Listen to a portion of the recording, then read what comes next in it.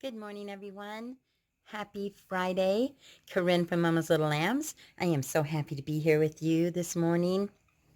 I have some wonderful books to share with you, and I'll be back to let you know what they are.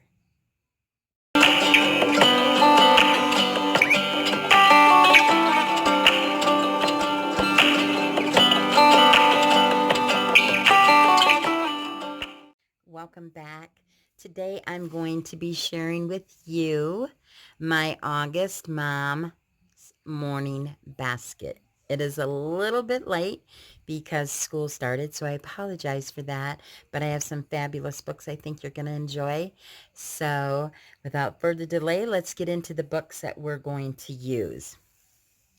I absolutely love books. I love reading. I love learning.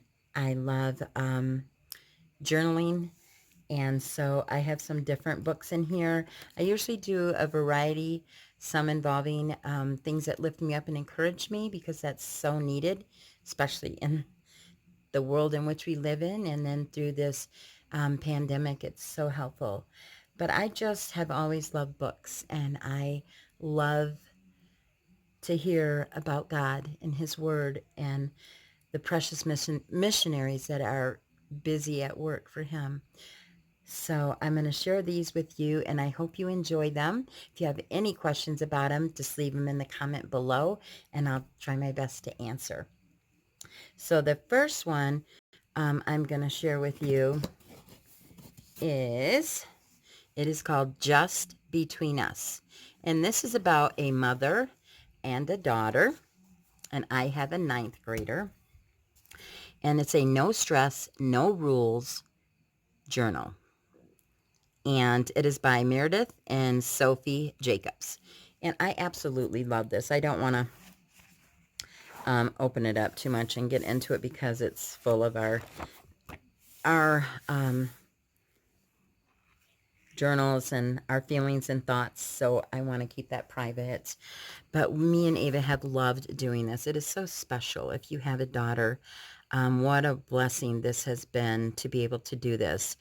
How it works is, I'll open it up to a back page where we haven't done it yet. Let me find a page. Let's see. Okay. So on each side, one says mother over here. This one says daughter. And in this, it says my greatest achievement, my biggest regret, a decision I made that changed everything. And it has one for the mother and daughter to do. And I fill out mine, and then I leave it someplace where she'll see it, and then she'll pick it up and fill hers and bring it back. So I never know when to expect it back. It's just kind of a great little surprise. But it's just like, love it or, ooh, no. So it just talks about different things. So things we love, things we don't love, and it's got them on both sides. It just talks about rainy days and gummy worms and thunderstorms, and this is just fabulous. It's got so many wonderful things, and it asks you questions. It has a place for you to write or to drawing my dream room, and just different fun things. And it's just a special journal that I share with my daughter, and it is such a treasure that we can keep. So I love this book. The next book that I have in my mom's morning basket is All Together. It's a family devotional that we're using. We finished up the 24 family ways, and this one we've started, and it has been fantastic. It's Steve and Becca Legg. And I don't know if I shared this with you on my last mom's morning basket, but we're still reading this. We're almost done, and we'll be going on to another, but it has really opened up some great discussions in our family, and just how God has blessed us and how awesome he is, and just the things that we need to thank him for, and how important family is. So this is a great book. It's kind of set up this way. So it starts with week 3. It goes, this is just an example. Of course, it starts with week 1, but this says the great escape, and it gives you the day, Tuesday, and it talks about remembering. It gives you scripture, something to think about. Becca says something to talk about. Steve's interesting facts. Becca says, and then prayer. And we have gotten some great conversations, and sometimes it gets kind of lengthy with the things we're praising about. But like tonight, it was just such a blessing. They talked about something that God had done that you feel was a miracle in your life. And I talked about my mother. My mom passed away, but she was diagnosed with a rare form of cancer, and it was diagnosed in the fourth stage, and they gave her 6 weeks to a year to live, and she lived 9.5 years. And my mom would always tell them, whatever God says, whenever he calls me home, it's totally up to him. And the doctors were kind of like, okay, sure. We just want you to be prepared. And she said, I'm prepared. I'm ready to meet Jesus, but I'm not going to leave a day before he wants me to. And after 3.5 years, they're like, well, maybe there is something about your God. And so I thought of my precious mom and the miracle that God worked and the extra time he gave us to spend with her, and what a blessing it was. So this is just a great book, and it gives you so many great things to talk about with your family. The next book is called The Least of These. And I actually got this. He actually signed this book for me. It says, Corinne, always for their freedom. And it is Jeff Brodsky, and he put in here Luke 4:18. And this book is just a fascinating story. And the front of this picture is how he is. He never wears shoes wherever he goes. He didn't have shoes on at the homeschool conference. And it's just one man's remarkable journey in the fight against child trafficking. And it is just, wow, all the things he did. And it just goes through like Tears for Heidi, A Nice Jewish Boy, A Clown is Born, The Love Clown, The Rich Kid, The Poor Kid, Bring on the Joy, and just how he went everywhere, and how he everywhere he went, he made an impression. And his main thing was Jeff was remarkable journey. He would go from the slums and from the dumps of Cambodia to the storefronts in India. This man was on a mission to free enslaved children, arrest their captives, and abolish sex trafficking. He just had a mission, and he was sent there, and he was going to go, and he was never going to give up, and he was going to save as many children as he could, and he was still doing that. And they had this book, and I bought this to support his mission work. And what a blessing to meet him and his beautiful wife. So this, I'm excited to read this book. I had not gotten to it. I've read another book that he had had there that I bought, but this one I have not read, so I'm very excited to read this. What a blessing to have someone so faithful.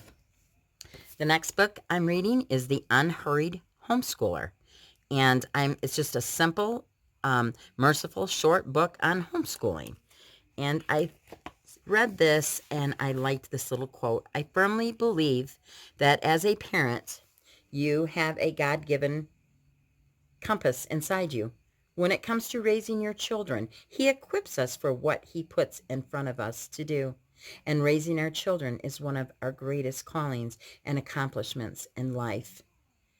And the topic before that was, what if you don't feel prepared? What if you don't feel adequate?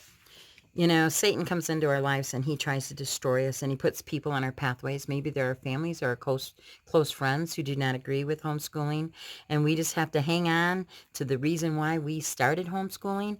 We need to stand firm in what we believe. We need to lift each other up as homeschool mamas, and we need to just read as many books, get as much help, and never feel like you've failed, because you've never failed. You may not have done things, or it may not have turned out exactly the way you wanted it, but it turned out exactly the way it was supposed to. So just keep pushing forward. Just keep being that amazing you. I mean, my goodness, you're a mama and a teacher. I mean, come on now, who does that? That's like 2 jobs. Plus you're a housekeeper and a cook and, a shop and, a shopper and so many things. Pat yourself on the back, because you deserve great things. It is a full-time job and then some. And I've been homeschooling a little over 6 years, almost 7, and it has been such a blessing to me. So give yourself credit and don't be so hard on yourself, and lift other people up that are homeschooling. Encourage them too. And remember why you're doing it. Remember what it is that drove you. Outside of the pandemic, it's still a blessing to be able to do it. But for those who have been homeschooling or chose to homeschool because they felt that was just a strong desire in their heart, remember why you started and keep going back there to that moment, to that point whenever you get discouraged. So I want to support you. And I love watching YouTube, and I love watching the channels and the curriculum choices and all the wonderful things that are on there. So I'm thankful that people support me and my channel. The last one is Karen Kingsbury, and it is When We Were Young.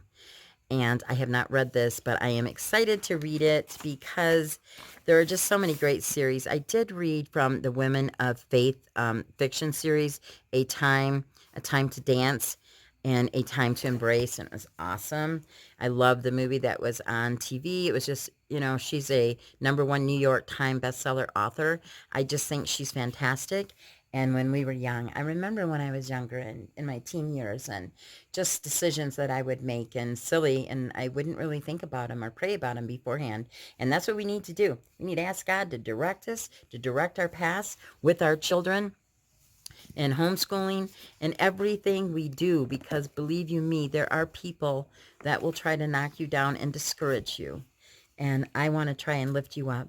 So my prayer for you this week is that you have an amazing week end, and your week starts out fresh next week, and you are proud and you are grateful and you remember the reasons why you started your journey, and don't let anyone steal your joy. You just keep going forward. And I'm going to share with you a scripture in Philippians 4:13. I can do all things through Christ whom strengthens me. And we want to remember that. It is God who gifts us with the most beautiful blessings. He gave us our children. He's asked us to take care of them. And he is not going to leave us. So you guys have an amazing day. Bye-bye.